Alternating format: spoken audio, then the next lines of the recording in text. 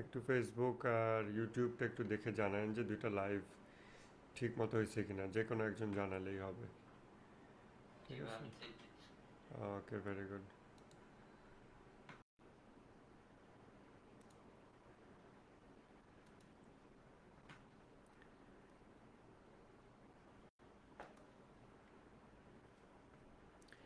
আচ্ছা, তাহলে আমরা আজকে বিসমিল্লাহ, যে জায়গা থেকে আমরা আজকে আলোচনা শুরু করব, আগের লেকচারে কিছুটা আমরা রিভিশন করে তারপর আজকেরটায় আগাবো। সেটা কি কি? মানুষের টেন্ডেন্সি, মানুষের প্রবণতা, এই জিনিসটা নিয়ে আমরা চিন্তা ভাবনা করছিলাম এবং সেটাকে এই হিসেবে আমরা সিদ্ধান্তে উপনীত হয়েছিলাম যে মানুষ হলো পারফেকশনিস্ট একটা প্রাণী, অর্থাৎ সে সব কিছুতে পারফেকশন অ্যাচিভ করতে চায়, নিখুঁত হতে চায়।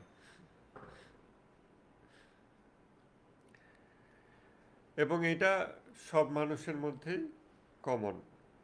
ভালো মানুষ, খারাপ মানুষ, বা আমরা অন্য যে কোনো রকম ক্লাসিফিকেশন করি। থ্যাংক ইউ, ফেসবুক লাইভ ঠিক আছে, আর ইউটিউব লাইভটাও একটু জানায়েন।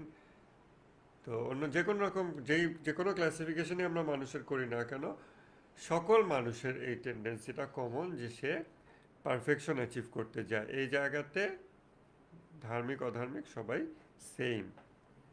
তবে পারফেকশনের ডাইরেকশন বেশ কম হতে পারে, ভিন্ন ভিন্ন হতে পারে, এটা আমরা দেখব।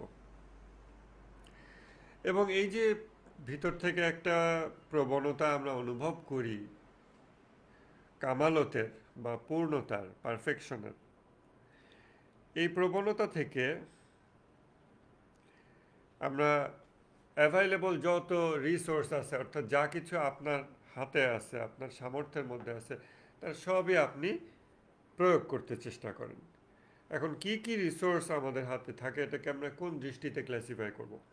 আমরা যখন আমাদের সামর্থ্য শব্দটা নিয়ে চিন্তা করি, তখন অ্যাট এ টাইম আমরা অনেকগুলো জিনিস হয়তো ভাবি যে কি কি সামর্থ্য, টাকা পয়সা, পেশি শক্তি, সোশ্যাল রেপুটেশন এবং এরকম অনেক কিছু আমরা অ্যাট এ টাইম চিন্তা করি। ওইটাও একটা ক্লাসিফিকেশনের ধরন। তবে আমাদের ক্লাসিফিকেশান একটু ভিন্নভাবে হবে। আমরা যেভাবে ক্লাসিফাই করব সেটা হলো বস্তুগত এবং অবস্তুগত। বস্তুগত কি কি জিনিস, এগুলোকে আমরা এক ক্যাটেগরিতে ফেলবো। সো আমাদের নিজেদের বস্তু দেহ, এটাও আমাদের একটা রিসোর্স, এটা ব্যবহার করে আমি কোনো কোনো পারফেকশন অ্যাচিভ করতে পারি। দেন টাকা পয়সা, তারপরে বাড়ি, তারপরে আমার যন্ত্রপাতি, তারপরে টুলস, যা কিছু আছে, এই সব কিছুই হলো বস্তুগত জিনিস, যা ব্যবহার করে আমি কিছু অর্জন করি। সো ওইটা আমার ফাইনাল গোল না, ফাইনাল গোল সামথিং এলস। আমি এটা ব্যবহার করে সেটা অর্জন করি। এগুলো সব বস্তুগত ক্যাটেগরিতে। অবস্তুগত কি কি রিসোর্স আছে, রিসোর্সের বাংলা কি? রিসোর্স। ফেসবুকে কি যেন একটা দেখছিলাম বেশ কয়েকদিন আগে, যে কি যেন লেখা, যে when you speak two languages but you forget vocabulary of both, then you are called bilingual. এখন BYE, বাই। সো BI দিয়ে বাইলিঙ্গুয়াল না, BYE দিয়ে বাইলিঙ্গুয়াল, যে দুই ল্যাঙ্গুয়েজই বাই হয়ে গেছে, বিদায় হয়ে গেছে। তো রিসোর্স হলো সম্পদ, হ্যাঁ, সম্পদ, সম্পদ, রিসোর্স, সম্পদ। আরও বেটার শব্দও আসবে মনে হয় আমাদের কনটেক্সটে আর কি। তো আপনারা একটু সেটা চিন্তা করে জানেন। যা কিছু আমার সামর্থ্যের মধ্যে আছে, সামর্থ্য না, সামর্থ্য যান, তো যা কিছু আমার সামর্থ্যের মধ্যে আছে সব কিছু আমি ব্যবহার করতেছি। একটা ক্যাটেগরি হলো বস্তুগত আর একটা হলো অবস্তুগত। অবস্তুগতর মধ্যে কি আছে? ও, রেকর্ড করা হয়নি, সরি, ভুলে গেছি। এই এতগুলো জায়গায় করতে গিয়ে এটা ভুলে গেছি। রেকর্ডটা তো, একটা মিনিট,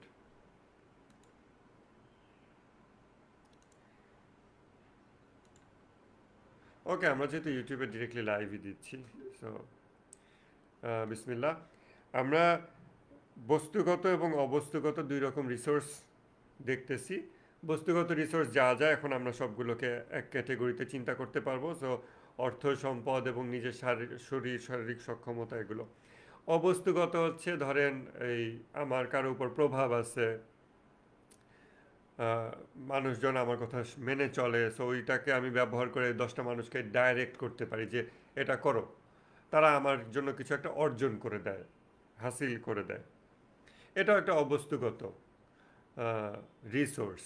দেন রেপুটেশন আছে, তারপরে মানুষের আধ্যাত্মিক ক্ষমতা আছে পানির উপর দিয়ে হেঁটে যায় অথবা যায় না, মাঝে উড়ে উড়ে আসে, এগুলো হ্যাঁ, এগুলো হচ্ছে অবস্তুগত। আর কি কি অবস্তুগত? যেরকম চিন্তা ভাবনা করা, এটা অবস্তুগত একটা রিসোর্স। আমরা চিন্তার মাধ্যমে অনেক কিছু অর্জন করি। দেন যা কিছু আমাদের গুণাবলী আছে, রাগ, দয়া, উদারতা, সূক্ষ্ম চিন্তার ক্ষমতা, ইমোশনাল ইন্টেলিজেন্স, যা কিছু শব্দ বলেন এইসব, এগুলো হলো আমাদের অবস্তুগত রিসোর্স, যেগুলো ব্যবহার করে আমরা কিছু না কিছু অ্যাচিভ করতে চাই। যা অ্যাচিভ করছি সেটাকে আরও ফাইন টিউন করতে চাই, আরও পারফেক্ট করতে চাই, ডে বাই ডে ইমপ্রুভ করতে চাই।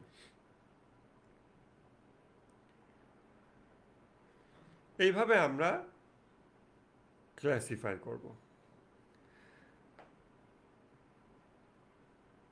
ক্লাসিফিকেশনের একটা ও, এই যে জেনজি, হুম, এইভাবে যে ক্লাসিফাই করা হচ্ছে জেনজি, তারা আহ, এত মানুষকে মানে না, তারপরে জেনজি হচ্ছে আহ, মানে কি বলবো, সাবজুগেটেড হয় না, সহজে তাদেরকে বশে আনা যায় না, তারা বিপ্লবী, বিদ্রোহী, এরকম এই যে এই সেন্সগুলো দেওয়া হয়।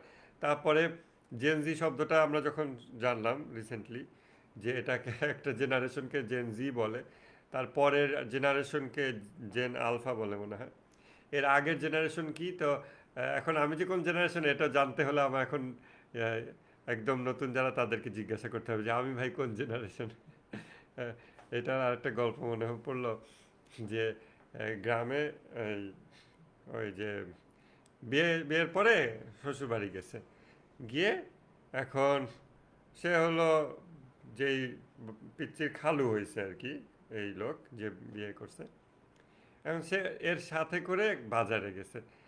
বাজারে গিয়ে সে হারায় গেছে। এখন সে আর খুঁজে পাচ্ছে না, মানে ওই পিচ্চিকে খুঁজে পাচ্ছে না, এখন সে বাড়ি ফিরবে কেমনি। এখন সে খালি বলতেছে যে আমি কার খালু, আমি কার খালু। হ্যাঁ, এভাবে সে বলে ঘুরে বেড়াচ্ছে যেন ওই বাচ্চা এসে তাকে চিনতে পারে। আমি কার খালু। তো এখন এই আমি যে কোন জেনারেশন, এটা আমি কি বুমার্স না কি, এগুলো এখনকার মানে জেনারেশনকে জিজ্ঞাসা করে বেড়াতে হবে, না হলে আইডেন্টিটি ক্রাইসিসে ভুগতেছি যে আমি কোন জেনারেশন আমি তাই জানি না। এই যে দেখেন বিভিন্ন জেনারেশন যে ভাগ করছে, কিসের ভিত্তিতে অ্যাকচুয়ালি ভাগ করছে এবং কারা ভাগ করছে? এটা তো আর আল্লাহর পক্ষ থেকে ভাগ করে দেওয়া হয়নি যে সাবালেগ হবে এত বছর বয়সে, বা ইসলামী শরিয়াত যেটা আপনার হাজার বছর ধরে মোরালের সেম আছে, এরকম না। সো কারা যে আসলে বুমার্স এবং কেন তারা বুমার হবে, কারা জেনজি, কেন জেনজি হবে, এই ক্লাসিফিকেশনটা কারা করলো এবং কিসের ভিত্তিতে করলো? তখন আপনি দেখবেন যে এর পিছনের অনেকগুলো চিন্তা আছে, কোন কোন বিষয়ের দিকে তাকায় এই ক্লাসিফিকেশনগুলো করা হয়। তো এরকম ক্লাসিফিকেশনগুলো নিয়ে পড়াশোনা করতেছে আমাদেরই এক ভাই, তো জোরে জোরে রিডিং পড়তেছে, তখন আমি এটা শুনতেছিলাম। তো সেখানে বলতেছে যে জেনজি হচ্ছে তারা নিজেদের মেন্টাল ওয়েলবিইং নিয়ে অনেক বেশি কনসার্নড। তখন আমি ভাবলাম যে জেনজি মেন্টাল ওয়েলবিইং নিয়ে কনসার্ন, তাহলে 50 বছর আগে এই জেনজি বলতে এখন যাদের বোঝায় তাদের এখন যে বয়স, 50 বছর আগে ওই বয়সী যারা, তারা কি মেন্টাল ওয়েলবিং নিয়ে কনসার্ন হতো না? তাদের কি মানসিক দুঃখ, কষ্ট, ডিফিকাল্টি, এগুলোর সমাধান দরকার হতো না?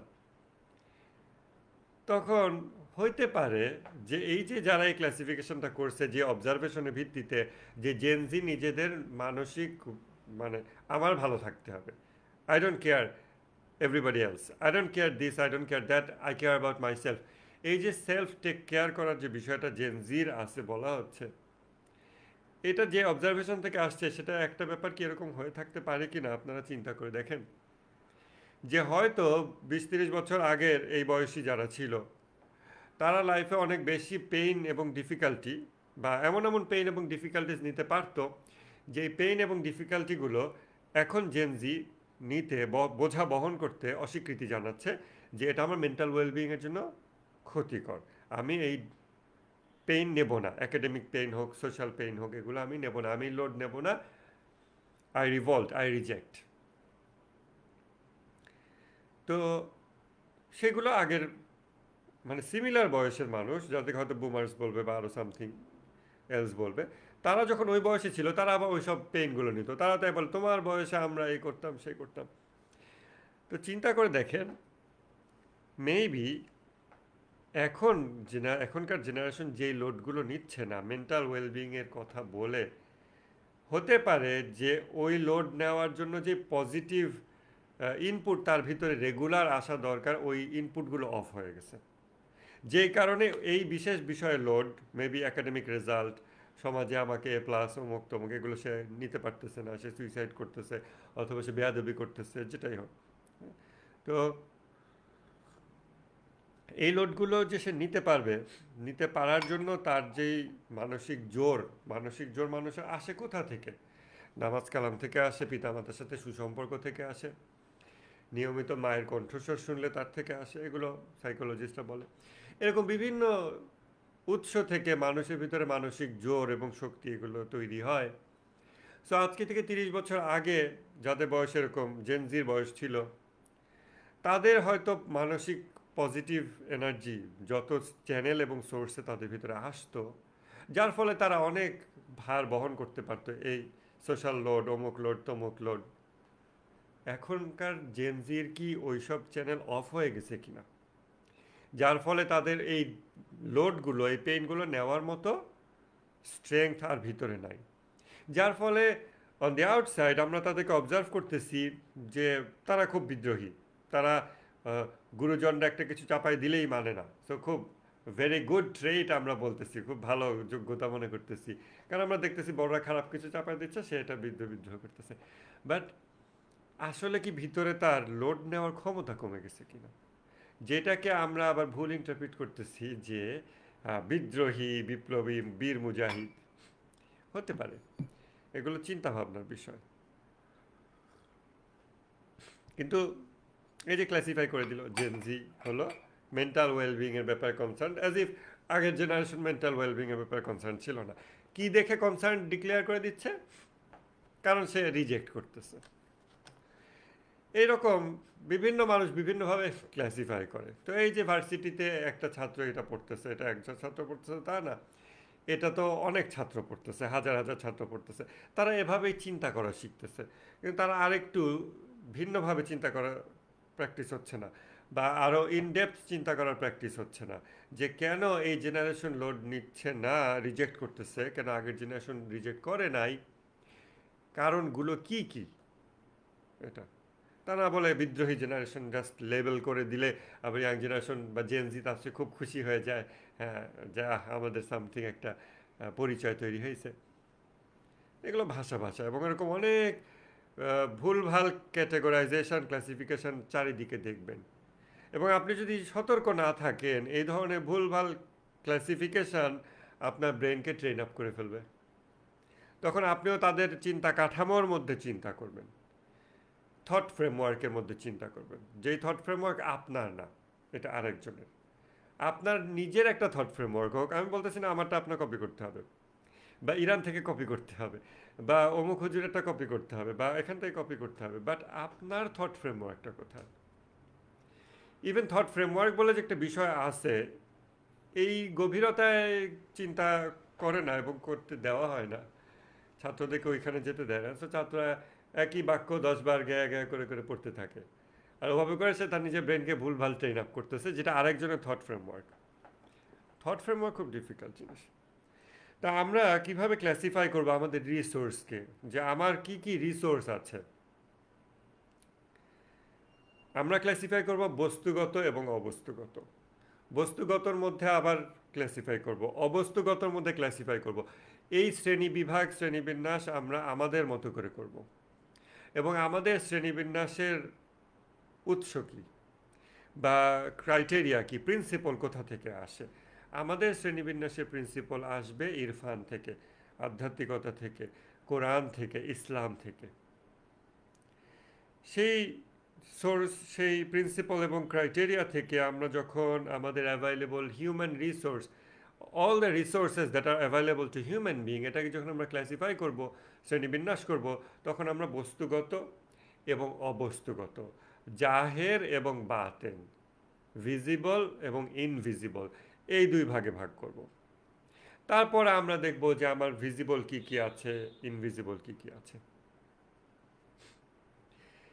চিন্তা করেন, এই যে দারাজ নামে যেই প্ল্যাটফর্মটা আছে, এই প্ল্যাটফর্মে অনেক প্রোডাক্ট আছে। আপনি যে স্ক্রল করতে থাকেন, আপনার বস্তুগত যা কিছু প্রয়োজন এটাকে সাজানো গুছানোর জন্য, ইউ হ্যাভ এভরিথিং। ইভেন আপনি হয়তো ভাবেনও নাই যে এরকম একটা জিনিস দিয়ে আমার জীবনে এই কাজটা সহজ করা যায়।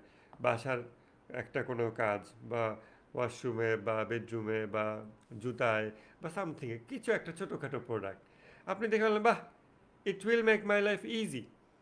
সো এরকম আপনার বস্তুগত প্রয়োজন পূরণের একটা শপ আছে, যেখানে অসংখ্য জিনিস আছে, সব বাই ক্যাটেগরি। এবং আপনি একজন মানুষ, আপনার অবস্তুগত একটা অংশ আছে। আপনার অবস্তুগত প্রয়োজনের দারাজ কোথায়?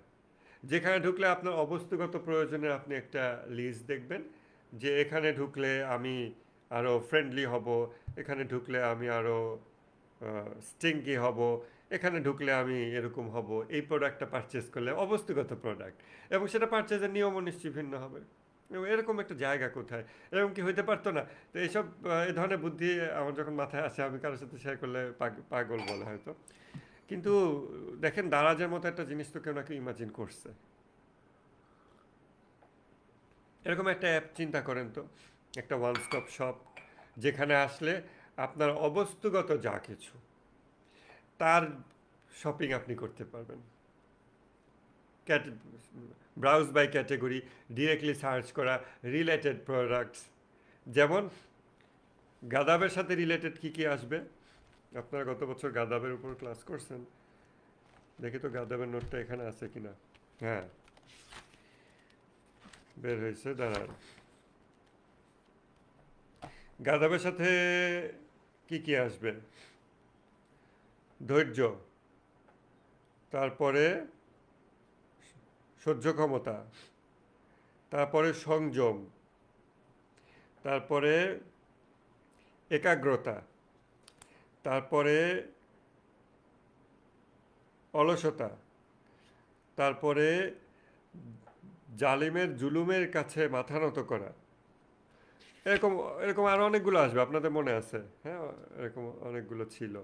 হ্যাঁ, গাদাবের উপকারিতা অপকারিতা, গাদাব পরিমিত মাত্রায় থাকার উপকারিতা, না না থাকার অপকারিতা, এরকম। সো তখন আপনি যখন গাদাব নিয়ে আপনি ব্রাউজ করতেছেন, নিচে আসলে related products, people also bot this, এরকম।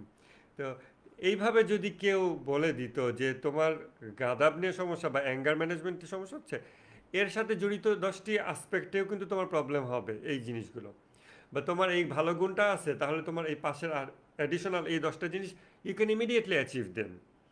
সেইগুলো কী কী? এরকম এরকম। সেগুলো অ্যাচিভ করার জন্য কী কী মুশারাতা দরকার, কীরকম মোরাকাবা দরকার, কী কী মহাসাবা করা দরকার, সেগুলো এটা দিয়ে শুরু করো। লেভেল 1 2 3 4 এরকম এরকম। ইমাজিন করেন, অ্যাপস জিনিসটাই তো একসময় মানব জাতির ইমাজিনেশন ছিল না, বাট এখন সেটা ইমাজিনেশন আছে। আমরা কিছু হলেই there may be an app for it, আগে প্লে স্টোরে সার্চ করি, একটু পয়সা থাকলে অ্যাপ স্টোরে সার্চ করি। তো যাই হোক, বস্তুগত অবস্তুগত, এই হলো ক্লাসিফিকেশন। এবার আমাদের অবস্তুগত যা কিছু রিসোর্স আছে, সেটাকে আমরা কয়েকটা শব্দ একটানা বলবো। ওটার ডিপ ক্লাসিফিকেশন এখন দেখাবো না, কারণ আমরা চিন্তার জগতে ঢুকতে চাই। মানুষের অবস্তুগত ফ্যাকাল্টিকে অনেক ভাগে ভাগ করা যায়। আমরা তিনটা জিনিসকে নিয়ে শুরু করি। আমরা আরও ক্লাসিফিকেশন করব। ইমাম খোমেনি সরাসরি তিনটা জিনিস বলছেন, ওয়াহম, গাদাব এবং শাহওয়াত। শুধু যে ইমাম খোমেনি বলছেন তা না, এইটা অনেক অনেক স্কলার এটা বলছেন। আসলে স্কলার শব্দটা ইমাম খোমেনির সাথে ব্যবহার করা ঠিক না। অনেক অনেক আরএফ বলছেন, অনেক ব্যক্তি বলছেন। তো আরও অনেকগুলো শব্দ আসতে পারে। ওয়াহম হলো চিন্তা শক্তি, faculty of thought and imagination. Then গাদাব, রাগ। এরপর শাহওয়াত হলো কামনা বাসনা, যৌনতা। এই হচ্ছে তিনটা মেজর ক্যাটেগরি, যেগুলোকে আমরা বলতে পারি মানুষের সকল সদ্গুণ এবং বদগুণের উৎস। এর মধ্যে গাদাব এবং শাহওয়াত এটাকে এক সাইডে রাখেন। ওয়াহম জিনিসটা নিয়ে চিন্তা করেন, সেটা হচ্ছে faculty of thought and imagination. আমরা যে চিন্তা করি, আমরা যে চিন্তা ভাবনা করি, এটা সবচেয়ে বেশি পাওয়ারফুল। কারণ আমরা যা চিন্তা করি, আমার অ্যাঙ্গার ওইটাকে ফলো করে। আমি যা চিন্তা করি, আমার ডিজায়ার, আমার লাস্ট, কামনা বাসনা, শাহওয়াত সেটাকে ফলো করে। এবং সেইটাকে চরিতার্থ করার জন্য বা অর্জন করার জন্য, পাওয়ার জন্য আমার বস্তুগত সম্পদকে আমি কাজে লাগে। এবং আমার বস্তুগত সম্পদ মানে শুধু এই না যে আমার টাকা পয়সা এবং আসবাবপত্র, এগুলো আরও অনেক কিছু, ন্যাচারাল এলিমেন্টস যা কিছু আছে, সব কিছুর শুরুটা তো হয় একটা থট থেকে। যদিও পরবর্তীতে আমরা আরও ডিফারেন্ট ক্লাসিফিকেশন দেখব। সো অ্যাজ আ স্টুডেন্ট আমরা যখন এই ক্লাসিফিকেশনগুলো দেখব, we should be open to new things at the same time.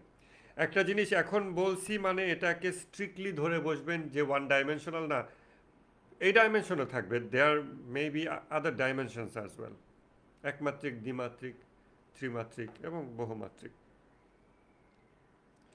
তো আমরা এক দৃষ্টিকোণ থেকে এটুকু এভাবে ভাগ করতেছি যে সব কিছুর শুরুটা হয় হলো আপনার চিন্তা থেকে, ওয়াহম, থট।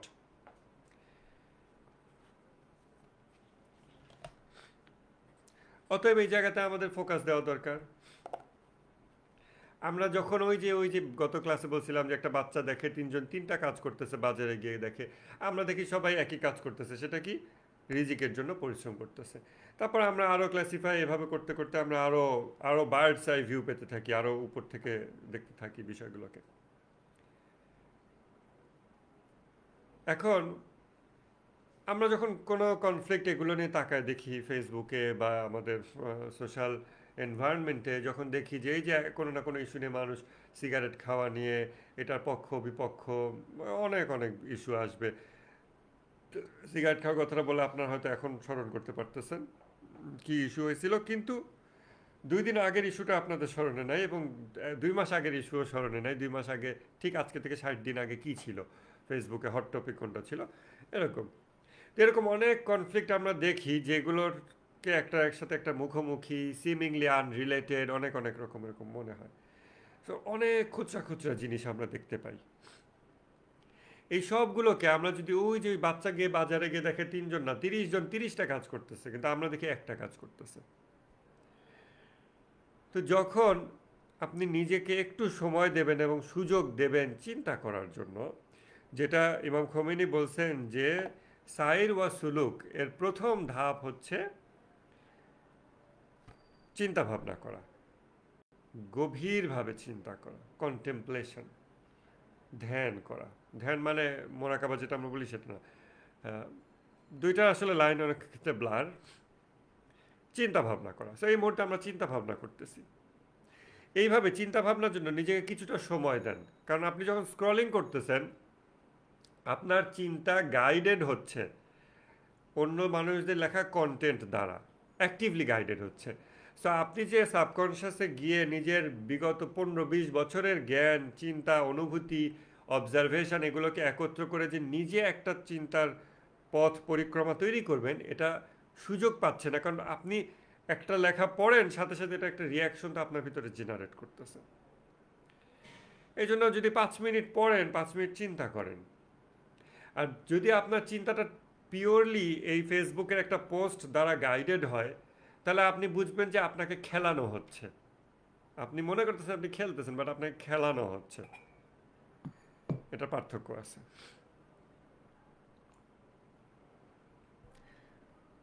তো এরকম অনেক কনফ্লিক্ট, অনেক ইস্যু নিয়ে মানুষ ব্যস্ত আছে।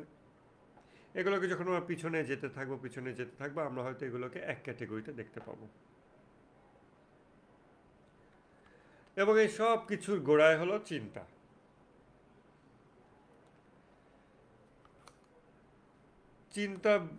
চিন্তাবিহীন আমরা কোনো সময় পার করতে পারি না। এমন কোনো সেকেন্ড পার করা সম্ভব না, মানে অবশ্যই সম্ভব, but in general for most people like আস, আমাদের জন্য এটা প্রায় অসম্ভব যে আমরা চিন্তা শূন্য মুহূর্ত পার করব। আমাদের ব্রেন সারাক্ষণ চিন্তা করতেছে, কিন্তু কোন পদ্ধতিতে চিন্তা করতেছে এইটা গুরুত্বপূর্ণ। যেটা হলো যুক্তি, যেটাকে বলা হয় মান্তেক, লজিক। এটা হলো গ্রামার অফ থট, চিন্তার গ্রামার।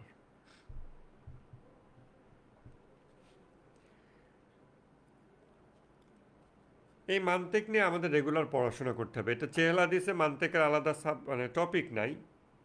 বাট সুন্দর ব্যাপার হচ্ছে যে যেই ব্যক্তির চিন্তা পদ্ধতি সঠিক, তার সাথে যদি আপনি সময় কাটান, তার লেখা পড়েন, তার কথা শোনেন, আপনার চিন্তা পদ্ধতি তার ওইটার নিয়মে খেলবে। তখন আপনার চিন্তা পদ্ধতিও গুছায় আসবে, উন্নত চিন্তা পদ্ধতি হবে, কারণ ওই অনুযায়ী ট্রেন আপ হয়েছে। বুঝতে পারছেন? তো এটার আর কি ধরনের উদাহরণ দেওয়া যায়?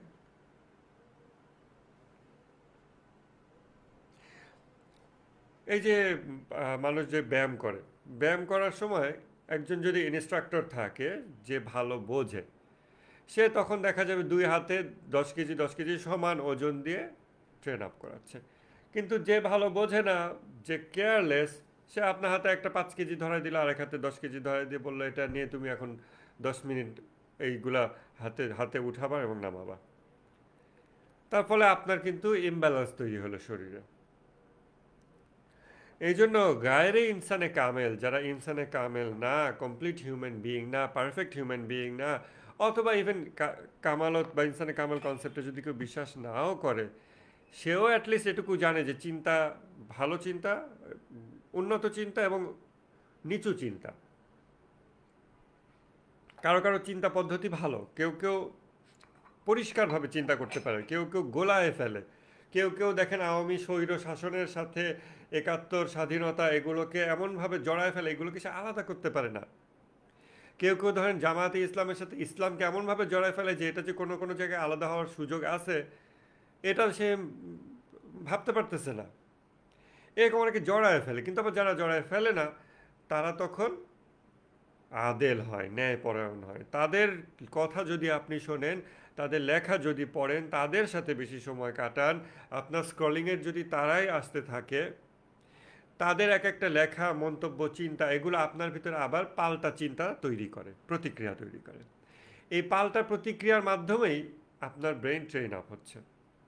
ঠিক যেরকম ওই যে কারাতে প্র্যাকটিস করে অথবা এই ধরনের মুষ্টিযুদ্ধ প্র্যাকটিস করে, তো সেটা যেই ব্যক্তি এক্সপার্ট, সে যখন আপনাকে এক একটা মুভ দেবে, সেই মুভকে আপনি কাউন্টার করতে গিয়ে আপনার ট্রেনিংটা হয়ে যাবে, আপনি ট্রেন্ড আপ হয়ে যাবেন। কিন্তু যে ওইটা পারে না, সে উল্টাপাল্টা আপনাকে মুভ দেবে, আপনি উল্টাপাল্টা মুভকে কাউন্টার করতে গিয়ে আপনার বডি ইমব্যালেন্সড হয়ে যাবে। এই হচ্ছে ভালো চিন্তা। ভালো বলতে মানুষ আবার সোয়াবের চিন্তা গুড এরকম মনে করে, সেইটা না, মানে গুছানো চিন্তার অধিকারী ব্যক্তি এবং অগোছালো চিন্তার অধিকারী ব্যক্তির সাথে সময় কাটানোর রেজাল্টের পার্থক্য। এই জন্য যদি আপনার করার কিছু নাও থাকে, তাও ফালতু স্ক্রলিং না করে চুপচাপ বসে থাকেন।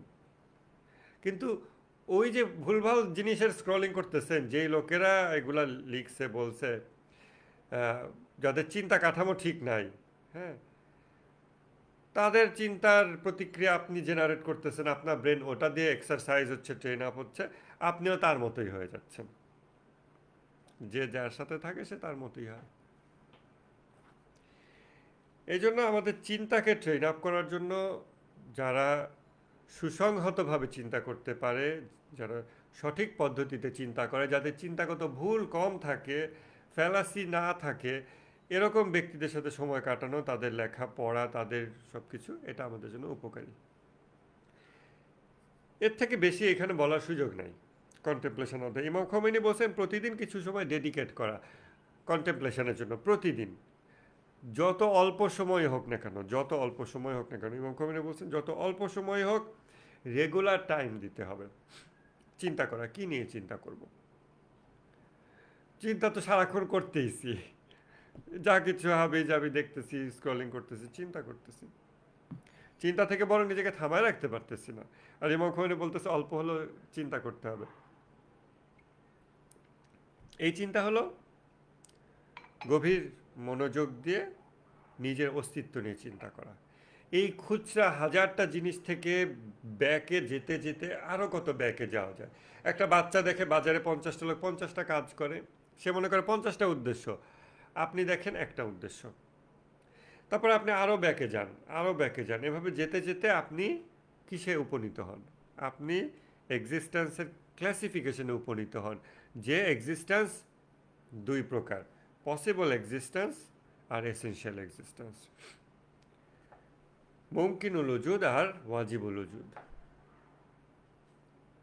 তখন আপনি দেখেন নিজেকে যে আমি ক্লাসিফিকেশনে কোথায় আছি। আমি হলাম মুমকিনুল উজুদ, পসিবল এক্সিস্ট্যান্স, আমার সৃষ্টি হয়, আমার ধ্বংস হয়। আমি কন্টিনজেন্ট বিইং, আমি শর্তাধীন সত্তা। কঠিন শব্দ মনে হতে পারে, বাট কঠিন শব্দ শিখতেই হবে। কিছু কঠিন শব্দ না জানলে তো আমাদের আপগ্রেড হবে না, তাই না? তো শর্তাধীন সত্তা, আমার অস্তিত্ব অনেকগুলো শর্তের উপর নির্ভরশীল। ওই শর্তটা সম্পর্কে চিন্তা করা, আমার অস্তিত্ব কিসের উপর নির্ভরশীল, অক্সিজেন, এটা ওটা, আমার বস্তুদেহ এগুলোর উপর নির্ভরশীল। আমার অবস্তুগত অস্তিত্ব, আমার নার্ভস কিসের উপর নির্ভরশীল, গোটা সৃষ্টি জগৎ কার উপর নির্ভরশীল? আল্লাহর উপর নির্ভরশীল। সকল সৃষ্টি স্রষ্টার উপর নির্ভরশীল। এরপর আর কিছু নাই। এরপর সৃষ্টি এবং স্রষ্টার সম্পর্ক শুরু। যখন এভাবে ব্যাকে যেতে যেতে আপনি এখানে চলে যাবেন যে আমার শরীর অক্সিজেন লাগে, পানি লাগে, পুষ্টি দরকার হয়, এরকম এরকম। ফাইনালি আল্লাহকে দরকার হয়। তার অস্তিত্ব আছে বলে আমরা অস্তিত্ববান থাকতে পারতেছি প্রতি মুহূর্তে। অতএব আমরা এই দুটোর সম্পর্ক চিন্তা করব। তখন ব্রেন ওইদিকে ডাইরেক্টেড হয়। সবারই যে হবে তা না, তবে যদি আপনি নিজেকে সময় দেন এবং সুযোগ দেন যে আমি আজকের সারাদিন কিছু করব না, আজকে সারাদিন আমি চিন্তা করতে করতে আমি এই একটা সুন্দর নিরিবিলি পরিবেশে গেলাম, একটা ঝর্ণার পাশে বসলাম, আমি সারাদিন শুধু একটু চিন্তা করব। ইভেন খাওয়া দাওয়ার ঝামেলাও না, গোসলের ঝামেলাও না, খালি একটু নামাজটা পড়ে নেবো অল্প একটু করে, আর সারাদিন আমি শুধু চিন্তা করব। তারপরে এই হাজারটা চিন্তা চলে আসবে যেগুলো আমাদেরকে সবসময় ব্যতিব্যস্ত রাখে। সেই চিন্তাগুলো আসবে, তারপর সেই চিন্তার পিছনে কিন্তু আমরা ব্যাক ট্র্যাকিং করতে করতে পিছনে যেতে যেতে একসময়, আজকে হোক কালকে হোক অথবা 2-1 ঘন্টায় হোক, 2-1 মিনিট সেকেন্ডে হোক, আমরা ঠিকই শেষমেশ স্রষ্টার কাছে উপনীত হব যে সব কিছুর গোড়া ওইখানে। তখন তাকে নিয়ে চিন্তা করা, তার সাথে আমাদের সম্পর্ক চিন্তা করা, এবং যেহেতু আমি তার উপর নির্ভরশীল, অতএব তার সাথে আমার একটা সম্পর্ক আছে, কানেকশান আছে। এই সম্পর্কটার ডাইনামিক্স কেমন, এই সম্পর্কটা যদি ভিন্ন রকম হয়, এখন যেমন আছে তার থেকে ভিন্ন, তাতে আমার জীবনের হাজারটা বিষয় অন্য রূপ ধারণ করবে, সেটা কেমন? আবার তার সাথে আমার সম্পর্কটা যদি আরেক রকম করি, তাহলে আমার উপরে যেতে যেতে হাজারটা আসপেক্ট আছে আমার লাইফের, জীবনের অনেকগুলো দিক আছে, ওই দিকগুলো আবার ভিন্ন একটা রকম হয়ে যাবে।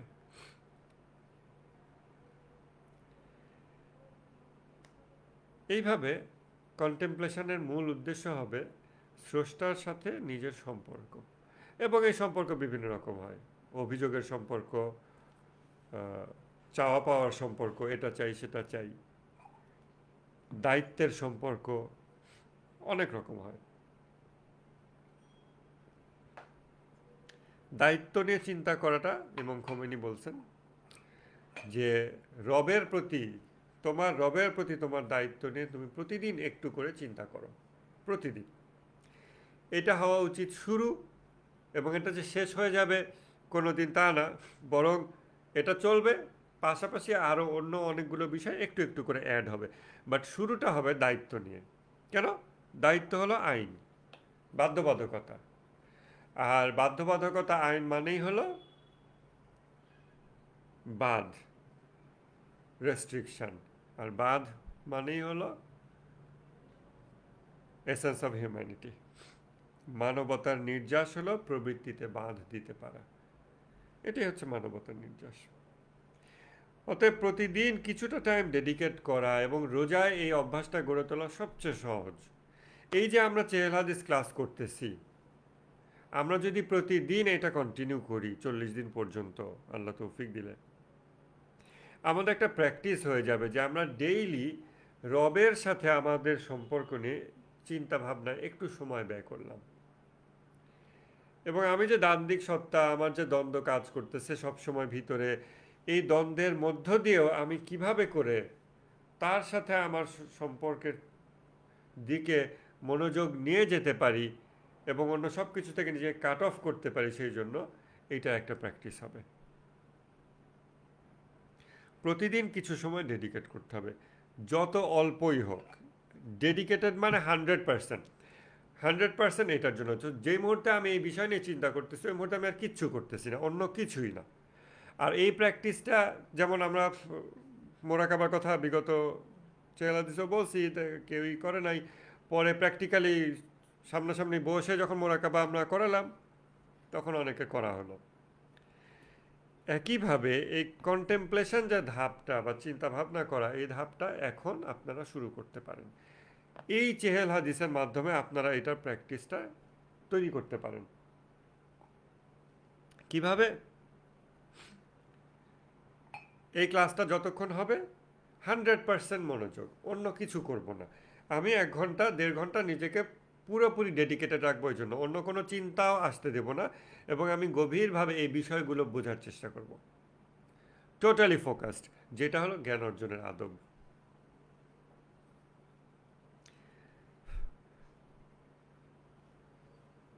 আচ্ছা, এরপরে আমরা দেখি, তাহলে কন্টেমপ্লেশন হলো প্রথম ধাপ, আধ্যাত্মিক যাত্রার প্রথম ধাপ হলো চিন্তা ভাবনা করা। দ্বিতীয় ধাপ হলো সংকল্প। চিন্তা ভাবনা করলাম, স্রষ্টার সাথে আমার তো একটা সম্পর্ক আছে, আল্লাহ তাআলার সাথে আমার সম্পর্ক আছে, সেটা আমি স্বীকার করি বা না করি। এই সম্পর্ক, এই নির্ভরশীলতা, এই দায়িত্ব, এই চাওয়া পাওয়ার সম্পর্ক, ভালোবাসার সম্পর্ক, যার যেমনই হোক, কেউ পরিপূর্ণভাবে ভুলেই গেছে, সেই ভুলে থাকা অবস্থায়ও সম্পর্ক হোক, এই সম্পর্ক এখন যেমন আছে তাকে যদি আমরা বদলে ফেলি তাহলে কেমন হবে? ভিন্ন রকম হবে। এই সম্পর্কটা রেজাল্টগুলোকে ডিফারেন্ট করে ফেলবে। আর কোনো কিছুকে পরিবর্তন করতে হলে, আমাদের সেটাকে টেকসই রূপ দিতে হলে, ওটার জন্য দীর্ঘদিন প্র্যাকটিস দরকার। শুধু একদিন করলে হবে না, একদিন বললে হবে না যে হে আল্লাহ আমি তোমার জন্য সব কিছু করতেছি। এটাকে নিয়মিত চর্চার মাধ্যমে বাস্তবে রূপ দিতে হবে। এটাই হচ্ছে সংকল্প, যে আমি এইটা করব, প্রতিদিন করব, 1 মাস 2 মাস 6 মাস আমি এইটা করব, এরকমভাবে চলবো। এইটা এরকম একটা ডিসিশন নাও। ডিসিশনটা কি? আল্লাহর সাথে আমার সম্পর্ক এখন এরকম, আমি এটাকে ভিন্ন রূপ দিতে চাই। এটা তো একদিনে বললেই হয়ে যাবে না, এটা একটা প্র্যাকটিক্যাল জিনিস। সো আমি প্র্যাকটিক্যালি আল্লাহর সাথে আমার সম্পর্কটা ভিন্ন রকম করব। করে তারপরে কতদিন, মিনিমাম 6 মাস 1 বছর বা 2 দিন 2 ঘন্টা যতক্ষণ হোক করে, দেন আমি এটা রেজাল্ট আসতেছে এটা মাপবো, মেপে দেখবো কতদিনে রেজাল্ট আসতেছে বা কতদিনে আসার কথা, সেটার জন্য আমি একটা টাইম ফ্রেম দেবো। এইভাবে খুব প্র্যাকটিক্যালি চিন্তাভাবনা করে আমাদের আগাতে হবে যে আমি আল্লাহর সাথে যে সম্পর্ক, এটাকে কিভাবে ইমপ্রুভ করব বা পরিবর্তন করব। এটা প্রথম ধাপের পাশাপাশি চলবে। সো আমাদের এই যে কন্টেম্পলেশন এর পর দ্বিতীয় ধাপ যে বলা হচ্ছে সংকল্প, এটা আবার কারো এরকম মনে করার সুযোগ নাই যে আমরা চিন্তা ভাবনা করে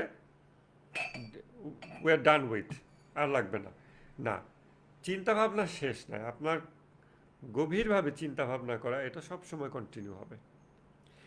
বরং চিন্তা ভাবনার পর আপনি যে এক একটা সিদ্ধান্তে উপনীত হইলেন যে হ্যাঁ এইটা আমার দরকার, আমার আল্লাহর সাথে সম্পর্ক একটা জিনিস ঘাটতি আছে, যার ফলে আমার ভিতরে স্থিতিশীলতা কমতি তৈরি হয়েছে, বা আমার হারানোর ভয় বেড়ে গেছে, অল্প একটু ক্ষয়ক্ষতি আমার ভিতরে অসুবিধা সৃষ্টি করে, আমাকে ব্যতিব্যস্ত করে, অল্প একটু পরিশ্রম আমাকে শান্ত করে ফেলে, তাহলে আমি আল্লাহর সাথে সম্পর্কটা একটু পরিবর্তন করতে চাই। এইটুকু অবজার্ভ করার পর সম্পর্কটা পরিবর্তন করতে হলে করণীয় জিনিসগুলো লিস্ট করলাম, লিস্ট করে ওগুলো মেনটেন করতে থাকলাম।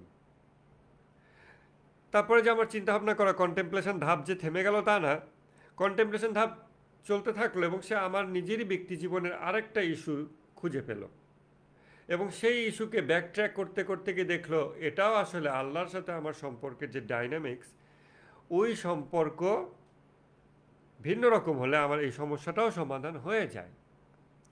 তখন এই সমস্যাটা সমাধানের জন্য আমি আবার একটা দৃঢ় প্রতিজ্ঞা করলাম যে আমি এমনি এমনি চলবো, এতদিন এই কাজটা করব, হজে যাব, জিয়ারত করব, একটা নামাজ পড়ব, না শুধু এগুলো না, আমি অর্থনৈতিক লেনদেন লিখিতভাবে করব, অথবা আমি প্রতিবেশীর হকের যে 20-30টা তালিকা আছে ওই শরীয়তগুলো জানবো, ওইগুলো মেনে চলবো। ইনফ্যাক্ট এগুলোই মেইন, এগুলোই বেশিরভাগ। এইভাবে কন্টেম্পলেশনের প্যারালেল আপনার সংকল্প ধাপটা তৈরি হতে থাকে, একটা একটা করে বিষয়ে সংকল্প তৈরি হয় এবং সেই জিনিসগুলো সে কন্টিনিউ করতে হবে। এই হলো দ্বিতীয় ধাপ, যেটা প্রথম ধাপে পাশাপাশি চলে। এবং যত বেশি একটা মানুষ দৃঢ় সংকল্পের অধিকারী, তত সে মানুষ, ততই সে তার ভিতরে এসেন্স অফ হিউম্যানিটি আছে। এসেন্স অফ হিউম্যানিটি নিয়ে আগে আপনাদের সাথে কথা হয়েছে, আমার মনে হয় এই শব্দটা আপনাদের ভিতরে যথেষ্ট মানে ডিপ রুটেড হইতে পারছে। সো এটা নিয়ে আর খুব বেশি আগালাম না। প্রাথমিক মুশারাতা কি হবে? শর্ত দেওয়া নিজেকে, আমি এই শর্ত মেনে চলব।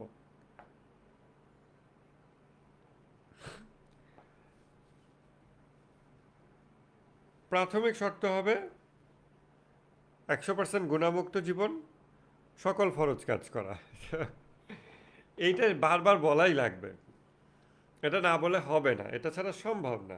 আপনি তাহাজ্জুদ পড়লেন কিন্তু আপনি এদিকে হারাম কাজ করতেছেন, হারাম ছোট হোক হারাম বড় হোক, হারাম একটা হোক আর 10টা হোক, অথবা আপনার একটা ফরজ দায়িত্ব আপনি করতেছেন না, তাহলে ওই তাহাজ্জুদ পড়ার যেই এফোর্ট, ওই এফোর্টটা তো অপশনাল, ওই এফোর্টটা ওখানে না দিয়ে ম্যান্ডেটরি জিনিসে এফোর্টটা দিয়ে যতদূর অ্যাচিভ করা যায়, এটাই তো সবচেয়ে লজিক্যাল একটা কথা, তাই না? সবচেয়ে যুক্তিসঙ্গত কথা। অবশ্য এর মানে এই না যে শরীয়তে তাহাজ্জুদ নামাজ নিষিদ্ধ ওই ব্যক্তির জন্য যার এই মুহূর্তে সকল ফরজ এবং সকল হারাম মেনটেন হচ্ছে না, তার জন্য তাহাজ্জুদ যে হারাম হয়ে গেছে এরকম না। তবে ওই ওই যে বাংলা প্রবাদ আছে বা এরকম আর কি কথা আছে যে কি জানো, যাক প্রবাদটা সুন্দর না।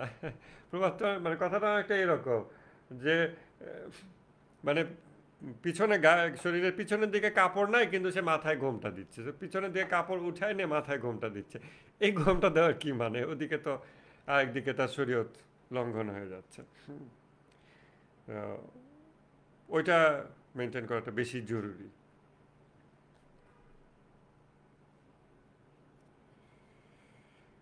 100% গুণামুক্ত জীবন এবং সকল ফরজ কাজ করা, এই জিনিসটা ইম্পসিবল মনে করার ক্ষেত্রে আমার মনে হয় যে যত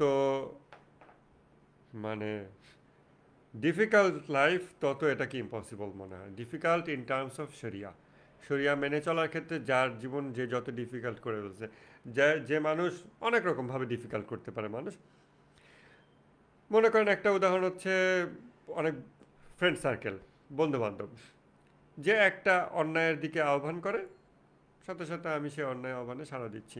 তাহলে এই যে আমি সেই সম্পর্কটা তৈরি করে রাখছি এরকম যে সে অন্যায় আহ্বান করলেই আমি সেখানে চলে যাই বা সেই কাজে অংশীদার হই,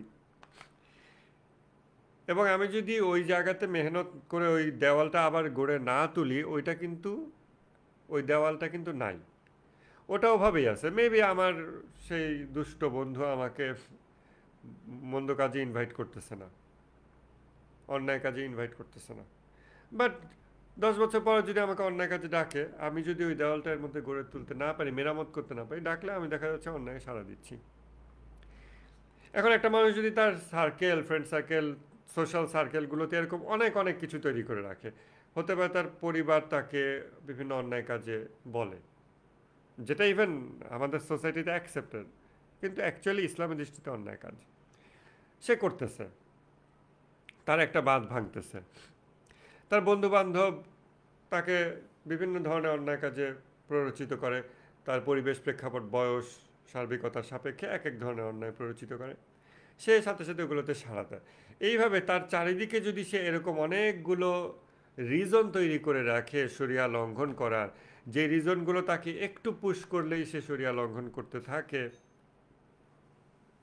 তখন ওই মানুষটা মনে হবে কি এটা ইম্পসিবল যে আমি 100% গুনাহমুক্ত জীবনযাপন করব, ইভেন 24টা ঘন্টা, যে আমি কোনো গুনাহ করব না, আমি সকল ফরজ কাজ করব। এটা তার কাছে ইম্পসিবল মনে হবে। কেন? কারণ সে নিজের চারিদিকে এরকম ডিফিকাল্ট করে রাখছে পরিবেশ। এটা তো হলো সোশ্যাল রিলেশনশিপ। দেন কিছু ধরেন বস্তুগত বিষয় আছে, সেটা অনেক রকম হতে পারে, যা ব্যবহার করে মানুষ শরিয়া লঙ্ঘন করে। আপনার চারিদিকে শরিয়া লঙ্ঘনে অনেক বস্তু, আপনি ম্যাটেরিয়ালিস্টিক অবজেক্ট আপনি রেখে দিয়েছেন যা দ্বারা আপনি ইজিলি শরিয়া লঙ্ঘন করতে পারতেছেন। তখন আপনার মনে হবে না, 24টা ঘন্টাও তো শরিয়া লঙ্ঘন না করে থাকা যাচ্ছে না, এটা ইম্পসিবল, এটা তো হুজুরেও পারবে না, তখন এটা মনে হইতে পারে। কিন্তু এটা অসম্ভব না।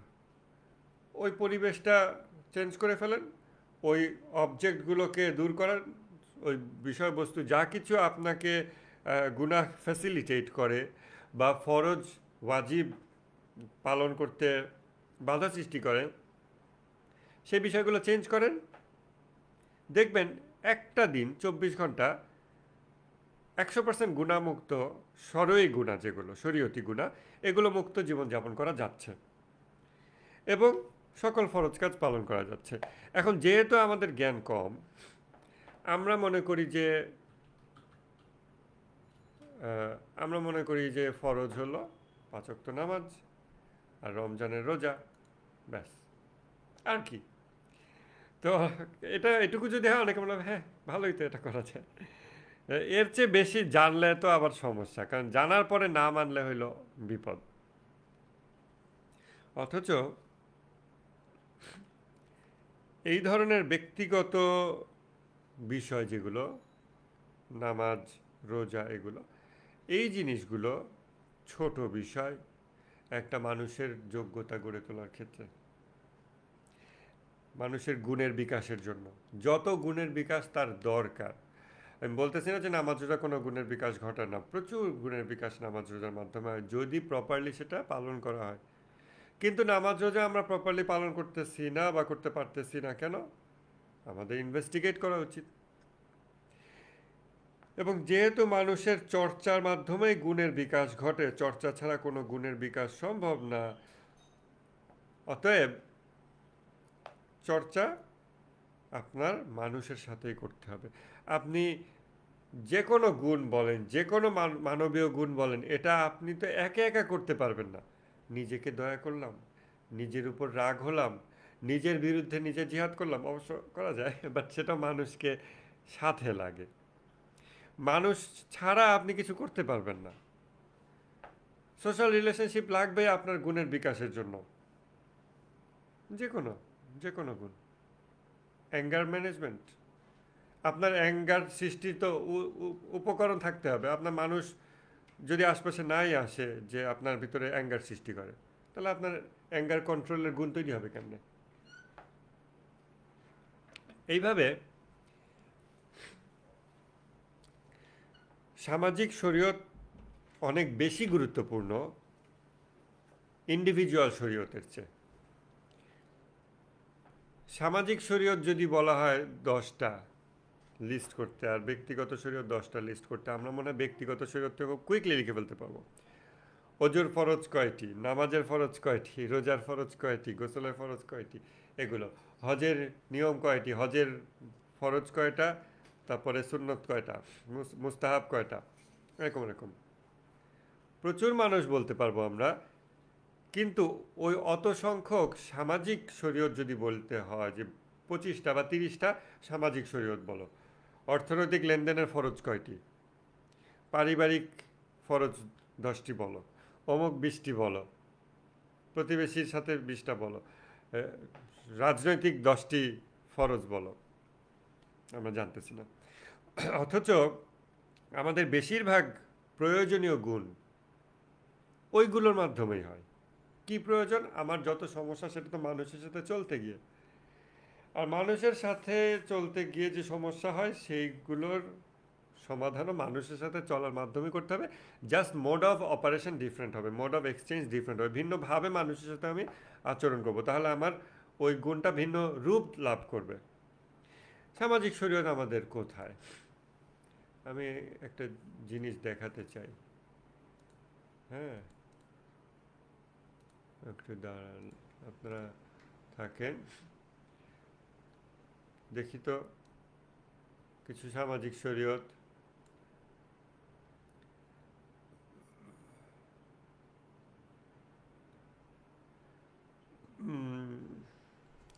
জাকাত, জাকাত তো ঠিক আছে, তারপরে দেখি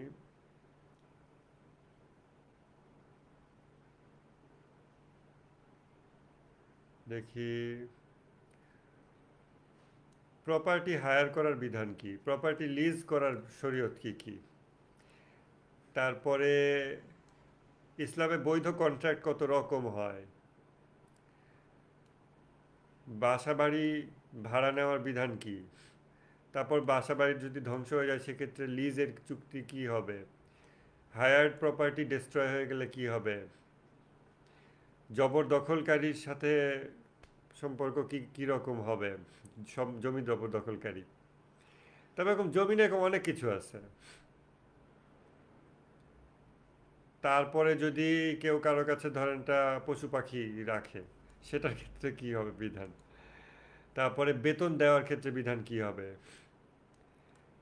শরীয়ত বেতন দেওয়ার ক্ষেত্রে শরীয়ত কি কি, কোন কোন ক্ষেত্রে আপনি বেতন কাটতে পারবেন, ইসলাম সম্মত হবে। জাস্ট সোসাইটিতে আপনাকে তো অনেক, আপনি জাননি এই কারণে বেতন কেটে রাখছি, এটা করণে বেতন কেটে দিছি, আমার যেমন চাই, বা কারণ I am the boss, but সেটা না, ইসলামিক শরীয়তে কি বলে। তারপরে এরকম হাজার হাজার আছে, হাজার হাজার আছে, এগুলো যদি আমরা পড়তে থাকি শেষ হবে না, শেষ হবে না। এটা জাস্ট কয়েকটা বিষয় বললাম, আরও অন্যান্য আসপেক্টে আরও অন্যান্য জিনিস আছে। হুম, তো এরপর এই জন্য সামাজিক শরীয়ত খুব গুরুত্বপূর্ণ, এবং সামাজিক শরীয়তের ক্ষেত্রে শরীয়তের কিতাব থেকে শরীয়তগুলো জানতে হবে। এই যে আমি এখন যে বিভিন্ন বিষয়গুলো বললাম, এটা একটা শরীয়তের বই থেকে। জাস্ট র্যান্ডম আর একটা পেজ বের করি,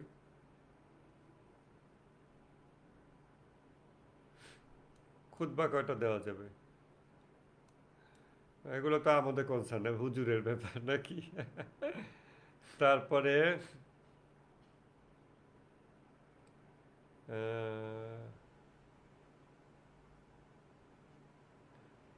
একটা জুমার নামাজ হয়েছে, আর একটা জুমার নামাজ একটু পরের মসজিদে একটু পরে শুরু হবে, তখন কি করবেন।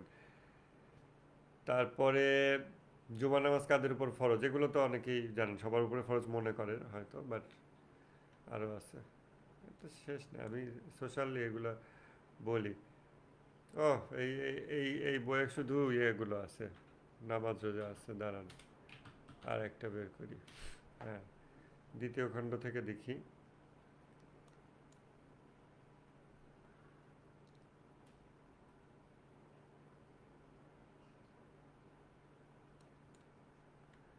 তারপরে আচ্ছা, আলেমদের জন্য টাকা নেওয়া বৈধ কিনা? আলেমরা যে হুজুরা যে ওয়াজ করে পয়সা নেয়, হুম, মাদ্রাসার ছাত্ররা পয়সা নিতে পারবে কিনা, বৈধ কিনা, শরীয়ত কি বলে? তারপর হুজুররা যদি শরীয়ত লঙ্ঘন করে সেক্ষেত্রে বিধান কি? আমর বিল মারুফ নাহিয়ানিল মুনকারের বিধান কি? আমি মানুষকে অন্যায় কাজ থেকে ঠেকাবো, ওই যে সিগারেট খাওয়া থেকে বিরত রাখবো কি রাখবো না, কত দূর পর্যন্ত এটা করব, কার উপর করব, আমার অধিকার আছে না এটা হুজুরের অধিকার, নাকি এটা রাষ্ট্রপ্রধানের অধিকার, কার, এই যে এরকম অনেক কোয়েশ্চেন আছে। এই যে সিগারেট নিয়ে সবাই ডিবেট করতেছে, বলেন তো এই বিষয়ে ইসলামের বিধান কি? কারণ এটা আমর বিল মারুফ ও নাহিয়ানিল মুনকার, সৎ কাজের আদেশ, অসৎ কাজের নিষেধ। একজন লোক সে দেখছে যে একটা অন্যায় কাজ করতেছে বা ক্ষতিকর কাজ করতেছে, তখন সে নিষেধ করছে। এরপরে আমি বিস্তারিত আর জানি না। তারপর এটা নিয়ে যা হওয়ার, যা ঘটে, যেই প্যাটার্নে ঘটে, যেই স্ট্রাকচারে ঘটে, ওই স্ট্রাকচারে যা যা ঘটার কথা পসিবল যা যা তা তা ঘটছে।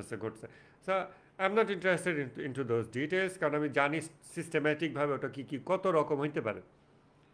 বাট এই তো, এখন যেই ব্যক্তি নাহিয়ানিল মুনকার করতেছে, অন্যায় নিষেধ করতেছে, তার ওইটা অথরিটি আছে কিনা? অন্যায় নিষেধ করার ক্ষেত্রে সবাই কি সমান, নাকি স্তর বিন্যাস আছে? স্তর সোশ্যালি সবাই জানবে কেমনে? আমার স্তর কিভাবে আমি জানবো আমি কোন কোন অন্যায় নিষেধ করতে পারবো? সরইভাবে, খালি এরকম না যে মানে মোটিভেশনালভাবে। Motivational Islam only, motivational Islam only is very dangerous. Sharia comes first. এই তো, ওই যে এই আমর বিল মারুফ নাহিয়ানিল মুনকারের স্তর, এইটা নিয়ে একটা অধ্যায়, অনেকগুলো প্রবলেম তুলে ধরা হয়েছে এবং প্রবলেমগুলো অ্যান্সার দেওয়া হয়েছে, সরই অ্যান্সার জানতে হবে। এবং এগুলো হচ্ছে সবচেয়ে বেশি গুরুত্বপূর্ণ, কারণ এর মাধ্যমে আমাদের গুণের বিকাশ ঘটতেছে। ইমাম খোমেনি বলছেন, বাহ্যিক শরীয়ত পরিচিতি ছাড়া আধ্যাত্মিক যাত্রার কোনো পথ নেই। আমি বাহ্যিক কোনো শরীয়তই জানি না। এই যে এগুলো বাহ্যিক শরীয়ত, এই যে যা কিছু বললাম, আমি সিগারেট খেতে একজনকে নিষেধ করতে পারবো কিনা, শুধু মুখে নিষেধ করতে পারবো, নাকি হাত দিয়ে তাকে বাধা দিতে পারবো, নাকি তার উপর আমি কোনো দণ্ড কার্যকর করতে পারবো? অনেক কোয়েশ্চেন আছে। শুধু এটা একটা বিষয়, অসংখ্য বিষয়। আপনি যা করতেছেন প্রত্যেকটা বিষয় একটা শরীয়ত আছে, একটা আইন আছে। বেশিরভাগ শরীয়ত আমরা জানি কিভাবে, বড় হতে হতে সমাজের কাস্টমস জেনে যাই, রীতিনীতি প্রথা জেনে যাই, কিন্তু সেটা সমাজের, সেটা নট নেসেসারিলি ইসলামের সাথে মিলতেও পারে, নাও মিলতে পারে। যে ব্যক্তি জানতেছে না ইন্টেনশনালি যে এটা ইসলামের নিয়ম এরকম, সে সামাজিক যেই নিয়ম সেটা কি সে, এটা তো ভাই এরকমই নিয়ম, তুমি এটা বললে হবে, এভাবেই তো পৃথিবী চলে, এটাই তো নিয়ম, এভাবে সে বলতেছে। তার ওই কথার জাস্টিফিকেশনটার সোর্স কি? Society as it has been, but society has not been this way for ever. It was something else before, and it will be something else later. কিন্তু সে হইল সমাজের দাস হয়ে, সে আর নিজের জীবন যাপন করতেছে না, সে অন্যের জীবন যাপন করে দিচ্ছে। সে যদি রিয়েলি নিজের জীবন যাপন করতে চায়, সে সব কিছুকে ব্যাক রেফারেন্সিং করবে না যে this is our customs, this is social customs, this is how it has been, America এভাবে করে, বাংলাদেশে এটা চলে আসছে, হাজার বছরের বাঙালির ঐতিহ্য, এগুলো না। আমি কি চাই? ইভেন কেউ যদি রেবেলিয়াস হয়, ইসলামিক না, তাও ভালো যে সে নিজে চিন্তা করতেছে আমি যা চাই, তারপর সে সমাজের দিকে তাকাচ্ছে। এই আমি যা চাই, এই অনুভূতিটা ফার্স্ট থাকতে হবে, দেন এই চাওয়াটা যার ইসলামিক চাওয়া হবে, সে ইসলামিক সব কিছু অর্জন করবে, ইসলামিক শরীয়ত। যে না, এখানে আমি সিগারেট খেতে বাধা দিব না, আমি চাই এটা অমুক ব্যক্তি বাধা দেবে, অথবা কেউ বাধা দেবে না। কেন? কারণ ইসলাম এটা বলছে, আল্লাহ এটা চায়। সো আমার এটাই চাওয়া, এরকম। বাট এই যে আমার জীবন আমি যাপন করব, আমি যেভাবে চাই, মানুষের সাথে অর্থনৈতিক লেনদেন, সামাজিক লেনদেন আমি যেভাবে চাই আমি সেভাবে করব। সমাজে সবাই করতেছে বলে ওই দেখা দেখি আমি করব। আমার জীবন কি অন্যের ইচ্ছা মতো যাপন করার জন্য? এই এইটা থেকে প্রথমে ব্রেক ফ্রি করা দরকার, বেরিয়ে আসা দরকার। দেন আমি স্বাধীনভাবে বেছে নেব যে আমি আল্লাহমুখী কামালত অর্জন করব না গায়রুল্লাহমুখী কামালত অর্জন করব। বাহ্যিক শরীয়ত এর সাথে পরিচয় লাভ করা ছাড়া, এই যে বাহ্যিক শরীয়ত, এগুলো ছাড়া আধ্যাত্মিক যাত্রার কোনো পথ নাই। এগুলো ছাড়া কোনো ব্যক্তি আধ্যাত্মিক বাস্তবতায় উপনীত হতে পারবে না। এটা নিয়ে অনেক অনেক ডিবেট করতে পারেন, ডিবেট ভেরি ওয়েলকাম। তবে ডিবেট মানে ওই প্রচলিত অর্থে ডিবেট না, ট্রুলি ডায়ালেকটিক প্রসেস, যে আমরা দ্বান্দ্বিক পদ্ধতির মধ্য দিয়ে একটা সত্যকে বের করে আনার চেষ্টা করি, একটা নতুন কিছু বের করে আনার চেষ্টা করি। এর মানে এই না যে আমি এখন যা বলতেছি এটাই আমাকে ওইটা এস্টাবলিশ করতে হবে, আপনি যা বলতেছেন আপনার ওইটা এস্টাবলিশ করতে হবে। বরং বিপরীত বিষয় আসলে আমরা দুটোকে কম্পেয়ার করে দুটোকে একটার সাথে একটাকে ফাইট করায় দেখবো যে কোনটা দিন শেষে কতটুকু টিকে থাকে, ওইগুলো নিয়ে আমরা নতুন কিছু তৈরি করে দুজনে গ্রহণ করে নেব। এটা হলো truly intellectual process, dialectic process. So এটাকে যদি কেউ কন্ট্রাডিক্ট করতে চান, ভেরি ওয়েলকাম। এই জন্য ইসলামিক শরীয়তবিহীন নামাজ রোজা নাই, সামাজিক শরীয়তের কিছু বালাই নাই, প্রচলিত কাস্টমস অনুযায়ী শুধু সে চলতেছে, ইসলামিক শরীয়তের কোনো পরিচিতি নাই, এরকম লোকেরা যতই বলুক আমরা আধ্যাত্মিক এবং সে বাউল সঙ্গীত গায়, লালন সঙ্গীত গেয়ে বেড়ায়, এগুলো করে বেড়ায়, সে আসলে আল্লাহকে পাবে না। আধ্যাত্মিক যাত্রা এটা কোনো পথই না। কারণ তার ভিতরে তো গুণাবলী বোঝার চেষ্টা করেন, তার ভিতরে তো গুণাবলীর বিকাশ ঘটতেছে ভুলভালভাবে। আপনি এখন যতই বলেন যে আমি সারাদিন আমি 10 ঘন্টা ফাইটিং করছি, কার সাথে করছো? একটা পাগলের সাথে। পাগল তো উল্টাপাল্টা হাত পা ছড়ে, সেটাকে আমি ফিরাতে গিয়ে আমার হাত পা উল্টাপাল্টা ছুটতে হয়েছে, যার ফলে আমার বডির স্ট্রেংথের ইমব্যালেন্স তৈরি হয়েছে। আর আরেকজন যদি 10 ঘন্টা ফাইট করে একজন বক্সারের সাথে, ওই মুষ্টিযোদ্ধার সাথে, সে বলবে হ্যাঁ আমি 10 ঘন্টা পরিশ্রম করছি, এবং দেখবেন তার শরীরটা ব্যালেন্সড হবে। এটা নিয়ে গায়ে জোর খাটায় লাভ নাই, ডগম্যাটিক আচরণ করে লাভ নাই। আপনি যদি পাগলের সাথে মারামারি করেন আপনার বডির ব্যালেন্স উল্টাপাল্টা হবে, স্ট্রেংথ একদিকে একরকম আর একদিকে আরেক রকম হবে, কারণ পাগলের নিজেরই ব্যালেন্স ঠিক নেই। এখন মানবীয় গুণাবলী চর্চায় বিকাশ লাভ ঘটে, এবং ইসলামিক শরীয়ত অনুযায়ী যখন আপনি চর্চা করেন তখন একরকম বিকাশ ঘটে। আর ইসলামিক শরীয়ত ছাড়া অন্য শরীয়ত, ওটাও শরীয়ত, অন্য rules regulation, mode of exchange, interaction মেনে আপনি যখন চলেন তখন আপনার গুণ আরেকভাবে বিকশিত হয়।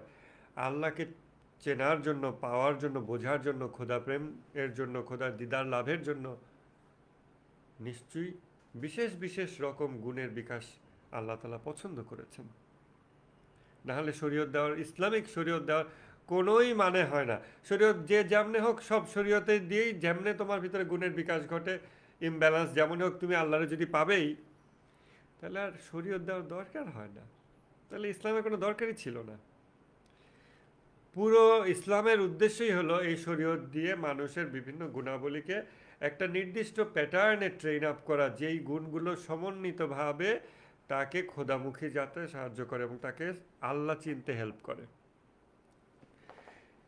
আশা করি জিনিসটা বুঝাতে পারছি যে কেন বাহ্যিক শরীয়ত পরিচিতি ছাড়া আধ্যাত্মিক যাত্রার কোনো পথ নেই, এবং কেন ইমাম খোমেনি এটা বলেছেন।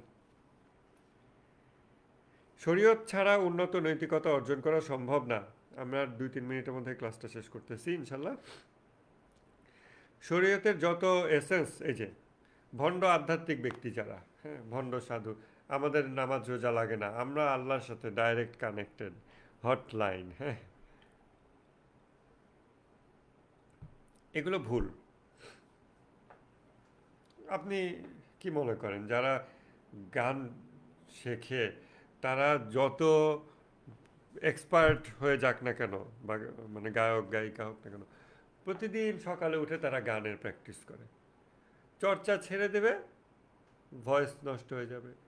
যারা নাচ শেখে তারা প্রতিদিন নাচে, তা না হলে তাদের শরীর মোটা হয়ে যায়, তাদের রেগুলার নাচতে হয়। যারা মিলিটারি পার্সন, যুদ্ধ করতে হয়, যোদ্ধা, তাদের রেগুলার প্র্যাকটিস করতে হয়, প্র্যাকটিস ছেড়ে দিলেই লেথার্জি চলে আসে। যে কোনো জিনিস, যে কোনো জিনিস জারি রাখতে হলে, ধরে রাখতে হলে রেগুলার মেহনত লাগে। আল্লাহর সৃষ্টি জগতের বিধানই এটা।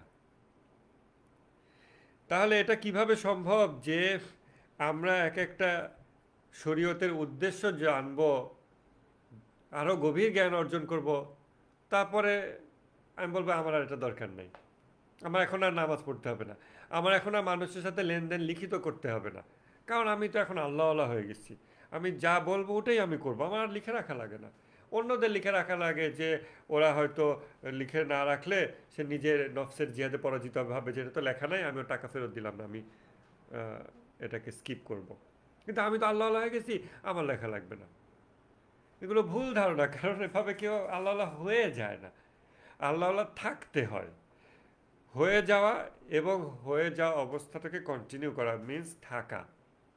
এই থাকার জন্য রেগুলার মেহনত, যেই চর্চার মাধ্যমে আপনি এটা অর্জন করছেন, ওই চর্চাকে রেগুলার জারি রাখা এবং ডে বাই ডে ইনক্রিজ করা পারলে। অতএব কোনো ব্যক্তি যদি রিয়েলি ট্রুলি শরীয়তের এসেন্স জানতে পারে যে শরীয়তের উদ্দেশ্য কি, কেন আমার একটা মানুষের সাথে চলতে গিয়ে এই আইনটা ইসলাম বলছে, শ্রমিকের সাথে এরকম আইন, রাষ্ট্রপ্রধানের সাথে এরকম আইন, হুজুরের সাথে এরকম আইন, সন্তানের সাথে এরকম আইন, পরিবারের সাথে এরকম আইন, বিভিন্ন জনের সাথে বিভিন্ন আইন, বিভিন্ন বিষয়ের আইন। এগুলো কেন বলা হয়েছে? এইটার যত তাৎপর্য, গভীর জ্ঞান যত আমরা অর্জন করব, বুঝতে পারবো, তত আমরা আরও বেশি গুরুত্ব সহকারে এটা পালন করব। তাই না? এটাই তো স্বাভাবিক।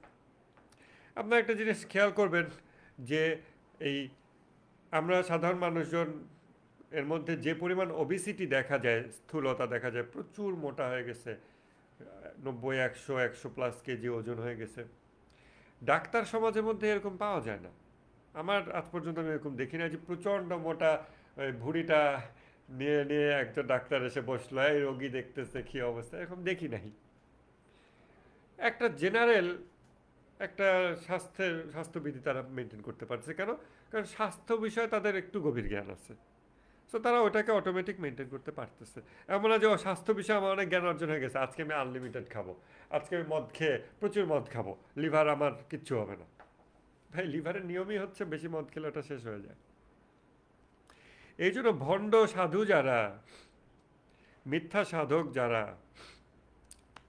তাদেরকে আপনি, সেটা ইন্টেনশনালি ভণ্ড হোক অথবা বোকা মূর্খ হোক, আপনি কিভাবে বুঝবেন? এইভাবে যে সে বলে আমার শরীয়ত দরকার নেই, আমার নামাজ লাগে না, আমার রোজা লাগে না, আমি আল্লাহর সাথে ডাইরেক্ট লাইন। এগুলো ভুল কথা। নেচার এরকম না, আল্লাহর সৃষ্টি প্রকৃতি এরকম না, এটা বুঝতে হবে। সো এই হচ্ছে শরীয়তের গুরুত্ব। এসেন্স অফ হিউম্যানিটি হচ্ছে সংকল্প, নিজেকে একটা কমিটমেন্টে নিয়ে আসা এবং কমিটমেন্ট মেনটেন করতে পারা। কন্টেম্পলেশন রেগুলার দরকার। প্রাথমিক পর্যায়ে টার্গেট হওয়া উচিত প্র্যাকটিক্যাল, গুনাহমুক্ত দিন, সকল ফরজ পালন করে, এবং উনি বলছেন কোনো একটা দিন টার্গেট করো যে এই দিনটা আমি এটা মেনটেন করব। একটা দিন করতে পারলেই প্রচুর আনন্দ পাবে এবং দ্বিতীয় দিন দেখবে কাজটা সহজ হয়ে যাবে। এইভাবে করে। আর রমজান মাসে যেহেতু শয়তানের ওয়াসওয়াসা থাকে না, যেহেতু আল্লাহ এটা থেকে আমাদেরকে দয়া করে বাঁচায় দিচ্ছেন রমজান মাসে, রমজান মাসে অটোমেটিক আমাদের সবার স্পিরিচুয়াল আপলিফটিং হয়, আধ্যাত্মিক অবস্থার উন্নতি ঘটে। তখন আমরা এই সুযোগে, যেহেতু আমার এখন নফসের জিহাদটা ইজি, আমাকে ইবলিশ ইনফ্লুয়েন্স করতে পারতেছে না, এখন আমি শুধুমাত্র হারাম থেকে দূরে থাকা আর ফরজগুলো মেনটেন করা, যতগুলো আমি জানি, শুধু এটুকু করলেই হিউজ ইমপ্রুভমেন্ট হবে, হিউজ। এটা আমরা চাই অ্যাটলিস্ট এই 40 দিন মেনটেন করার। এই 40 দিন মেনটেন করতে পারলে বিশাল পরিবর্তন আসবে, নিজের ভিতরে অনেক কিছু অর্জন হবে, যেগুলো হয়তো আমরা অবস্তুগত বলে সহজে দেখতে পাচ্ছি না। বাট 40 দিন বছরের পর বছর কন্টিনিউ করতে থাকলে ইনশাআল্লাহ আমরা আমাদের জীবনের পরিবর্তনগুলো স্থায়ীভাবে অনুভব করতে পারবো। তাহলে আজকের ক্লাস এখানে শেষ হচ্ছে। এখন আমরা কোয়েশ্চেন অ্যান্সার সেশনের জন্য 15 মিনিট সময় নিতে পারি। বিসমিল্লাহ।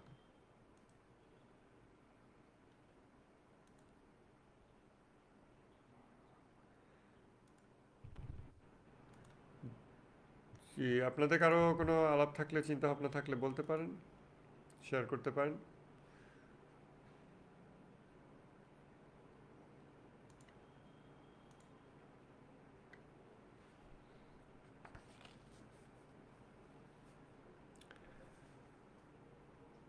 আমার মনে হচ্ছে না আজকে কারো তেমন কোনো আলাপ আছে। থাকলে ভালো হয়, আমি খুব ভালো করে বুঝাইছি। সালাম ভাই। জি সালাম, বলেন। আর না হয় আমি বুঝাতে পারিনি, জি বলেন। আমার হচ্ছে পাঁচ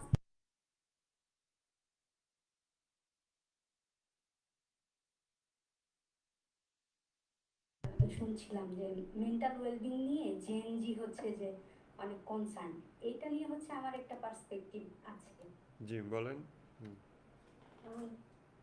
মেন্টাল ওয়েলবিং জিনিসটা যে আমাদের আগের জেনারেশন জানতো না বা আমরা বেশি জানি জেএনজিরা, এরকম কিছু না, কিন্তু আমার মনে হয় যে যে টার্মগুলা আমরা বেশি পরিচিত এখন, যেমন যে ডিপ্রেশন, স্ট্রেস, অ্যাংজাইটি, এই জিনিসগুলা এই আমাদের জেনজির সময় এসে বেশি ফ্যামিলি মানে পপুলার হয়ে গেছে।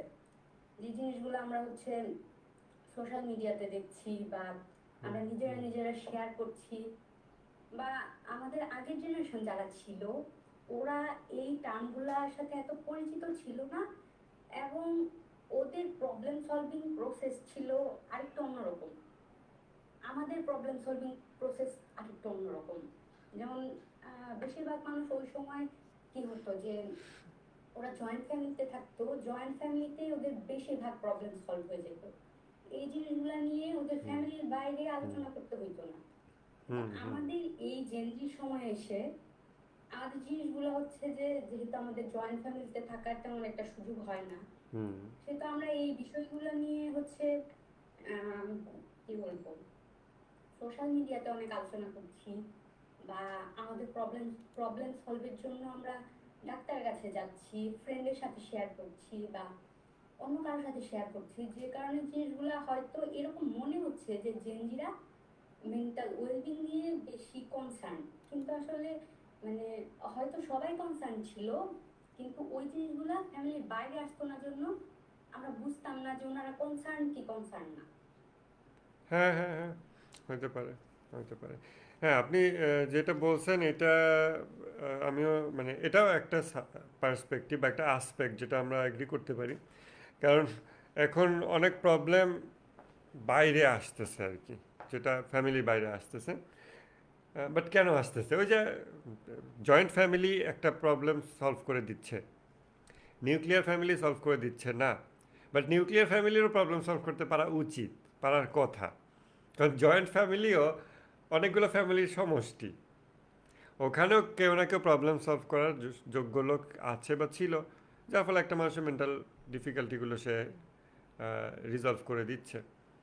তো এখন ওভারঅল মেন্টাল স্ট্রেস বা ডিফিকাল্টিগুলো রিজলভ করার যোগ্যতা সক্ষমতা কমতেছে কিনা বা পরিবর্তিত হচ্ছে কিনা, এবং সেটা কিভাবে পরিবর্তন হচ্ছে ওই দিকে একটা দৃষ্টি নিলে তখন হয়তো আমরা বিষয়টাকে আরও মানে অ্যাকচুয়াল সিনারিওটা বুঝতে পারবো। বাইরে বের হয়ে আসতেছে অনেক কথা, এটা খুব স্বাভাবিক। অর্থাৎ আহ, যেই যেই এনভায়রনমেন্টে মানুষের সব কিছু সমাধান হওয়ার কথা, স্পেশালি ফ্যামিলি এনভায়রনমেন্ট, এই ফ্যামিলি অ্যাজ অ্যান ইনস্টিটিউশন এটা ফল করতেছে প্রচুর, ফেল করতেছে প্রচুর, যার ফলে এই প্রবলেম সলভ ওইখান থেকে আর আসতেছে না অ্যাজ অ্যান ইনস্টিটিউশন। সো এটা যে জয়েন্ট ফ্যামিলি পারতেছে ঠিক এইভাবে না, কারণ জয়েন্ট ফ্যামিলিও অনেকগুলো ফ্যামিলি সমষ্টি। বাট ফ্যামিলি ইটসেলফ সলিউশন হয়তো আনতে পারতেছে না বা কম আনতে পারতেছে। এবং কেন ফ্যামিলিগুলো সলিউশন দিতে পারতেছে না বা কম পারতেছে, এইটা মেপে দেখা দরকার। এক, প্রবলেমগুলোর নতুনত্ব আসছে কিনা। দুই, প্রবলেম সলভ করার যে যোগ্যতা সক্ষমতা সেইগুলো কমছে কিনা। ফ্যামিলির বন্ড দুর্বল হয়েছে কিনা। এরকম অনেকগুলো আসপেক্ট, এগুলোকে একসাথে নিয়ে বিবেচনা করা যায়, যেগুলো কম বেশি আমরা মোটামুটি উত্তর অনেকগুলোই জানি। এই এনিওয়েজ, আমাদের হচ্ছে আজকে চতুর্থ দিন গেল চেহেল হাদিসের। আমাদের আর মনে হয় এই প্রথম হাদিসের উপরে আর 3টা ক্লাস হবে। আমরা আইডিয়ালি প্রত্যেকটা হাদিস নিয়ে 7 দিন করে সময় কাটাতে চাই। আর প্রিভিয়াস ইয়ারের কয়েকটা হাদিস রিভিশন দেব, এবং আমাদের এরকম আরও কিছু প্ল্যান আছে। সিলেবাসটা আপনারা দেখে নিতে পারেন, আপনাদের হয়তো সিলেবাসটা দেওয়া হবে। আর 3 দিনে আমরা প্রথম হাদিসের অনেকগুলো বিষয় কভার করতে চাই। তো আমি চাইবো যে আপনারা সবাই মনোযোগ দিয়ে শুনবেন, কন্টিনিউ করবেন। আগামী 3 দিনে আমি একটু স্পিডে দৌড় দিতে চাই। তাহলে আমার মনে হয় আজকে আমরা এখানে রাখতে পারি। বিদায় নিতে পারি। আবার আগামীকালকে